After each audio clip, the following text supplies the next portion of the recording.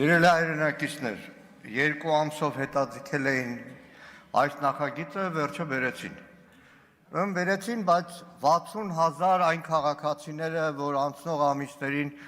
ստորագրահավաքով իրենց ստորագրություն էին դրել, որ Հայաստանը սլանում է դեպի Եվրամիություն,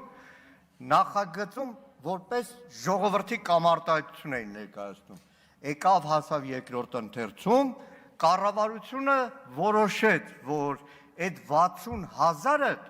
ժողովրդի կամարտահայտություն չէ։ Ձեր կամարտահայտությունը հանեցին դրեցին մի կողմ։ Եվ հիմա այլևս ժողովրդի կամարտահայտությամբ չի, որ ազգային ժողովում բերել են Հայաստանը սլանում է դեպի Եվրամիություն։ Երկրորդը, սիրելի հայրենակիցներ, Հայաստան խմբակցությունը չի մասնակցել այս հարցի քննարկմանը, որովհետև այն նախագիծը, որը բերել են, սա օրենք չի, օրենքի ծաղր է։ Օրենքը, երբ որ ազգային ժողովը ընդունում է նախագահը վավեր, ասում է օրենքը պարտադիր է կատարման։ Օրենք չկատարելը անօրինականություն է։ Բայց հիմա, եթե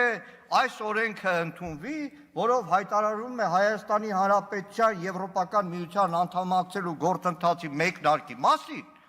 ես առավոտվանից գիշեր այս ամբիոնից խոսեմ, որ ես դեմ եմ Եվրամիության անդամակցությանը, Եվրամիության անդամակցությունը հանցագործությունը, մեկը չի կարող պատասխանատվության ենթարկել։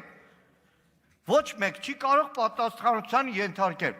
Պարոն Զեյնալյանը այստեղ